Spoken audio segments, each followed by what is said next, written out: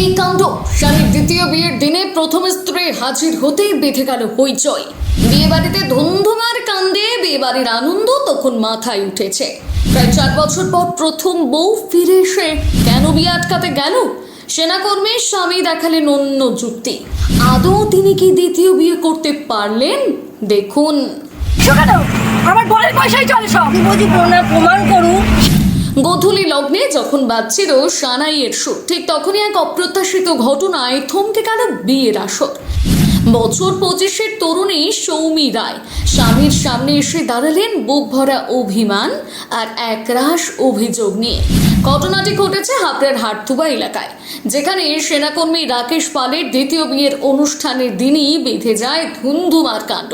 হইচই আর নানা গুঞ্জনে বিয়েবাড়ির আনন্দ তখন মাথায় উঠেছে। আমার বরের পয়সাই চলে সব। বুঝি প্রমাণ করুন। সে আমার বলে কি করে?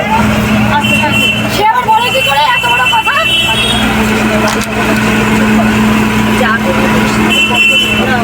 যা আমাকে বললো কেন ডিভোর্সি আমি? জানা যায় 2018 সালে রাকেশ পালের সঙ্গে আইনি বিবাহ বিচ্ছেদ হয় সৌমি রায়ের। এরপর 2019 সালে সামাজিক রীতি মেনে তাদের পুনরায় বিয়ে হয়। কিন্তু বিয়ের পর থেকেই নাকি স্বামী ও শ্বশুরবাড়ির লোকজনের দুর্ব্যবহারের শিকার হয়ে সৌমি বাপের বাড়ি চলে যান। 10ই মে যখন রাকেশ পালের বাড়িতে দ্বিতীয় বিয়ের তোড়জোড় তুঙ্গে, ঠিক সেই সময় সেখানে হাজির হন সৌমি। গলির মুখে বসে পড়েন তিনি অভিযোগ করেন তার স্বামী তাকে না জানিয়ে এবং ডিভোর্স না দিয়েই বিয়ে করছে। সৌমি জানান তিনি ডিভোর্সের কোনো কাগজপত্রে সই করেননি, অথচ তার স্বামী নাকি দাবি করছেন তাদের বিবাহ বিচ্ছেদ হয়ে গিয়েছে। ওরা সৌমি রায়পাল সইটা নিয়েছে নকল করে।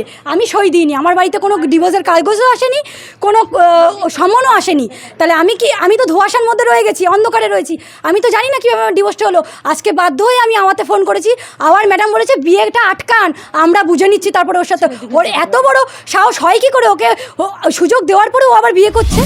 স্বামীর দ্বিতীয় বিয়ে আটকাতে সৌমি তার বোন সহ আরো বেশ কয়েকজনকে নিয়ে রাকেশ পালের বাড়িতে বিক্ষোভ শুরু করেন এবং বিয়ে বন্ধ করার জন্য চাপ সৃষ্টি করতে থাকেন। এই ঘটনা এলাকায় উত্তেজনা ছড়িয়ে পড়ে।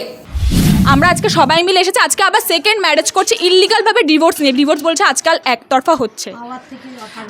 আওয়ার থেকে পারমিশন নিয়ে এসে আমরা এসেছি এখানে আজকে। কালকে তবে এই অভিযোগের প্রতিক্রিয়ায় রাকেশ পালের দাবি সম্পূর্ণ ভিন্ন। তিনি জানান কিভাবে ডিভোর্স পেয়েছেন।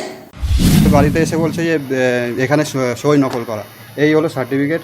আপনারা দেখুন এখানে কার সই আছে, কোন সই আছে। এখানে কারোর সই নেই যে নকল করবো আমি। আমার 4 বছর ধরে আমি সেপারেট আছি, আমার একটা জীবন আছে। আমি সেই কারণে আমি কোর্টের দ্বারস্থ হয়েছিলাম। ডিভোর্স মামলা নিয়ে আমি কোর্টের দ্বারস্থ হয়েছিলাম। কোর্ট ওর বাড়িতে পাঠিয়েছে, লেটার পাঠিয়েছিল, এরা কোনো রেসপন্স করেনি। 3 বার পাঠানোর পরে চৌথাবার যেটা হয় সেটা ফাইনাল কোর্ট ডিসিশন দিয়েছে আমার ডিভোর্সের জন্য। এ হলো তার অরিজিনাল পেপার। এখানে না, ওরা সেটা কোর্ট জানে স্যার, ওটা আমি জানি না। ঠিক আছে। পরিস্থিতি নিয়ন্ত্রণে আনতে ঘটনাস্থলে পৌঁছয় হাবড়া থানার পুলিশ। জানা গিয়েছে সৌমি দেবীর কাছে বিয়ে বন্ধ করার মতন কোনো আইনি কাগজপত্র না থাকায় পুলিশ তাদের ঘটনাস্থল ছেড়ে যেতে পারে। শেষ পর্যন্ত সমস্ত বাধা বিপত্তি কাটিয়ে রাকেশ পালের দ্বিতীয় বিয়ে সম্পন্ন হয়েছে বলেই খবর। এই ঘটনায় হাটথুবা এলাকায় ব্যাপক চাঞ্চল্যের সৃষ্টি হয়েছে।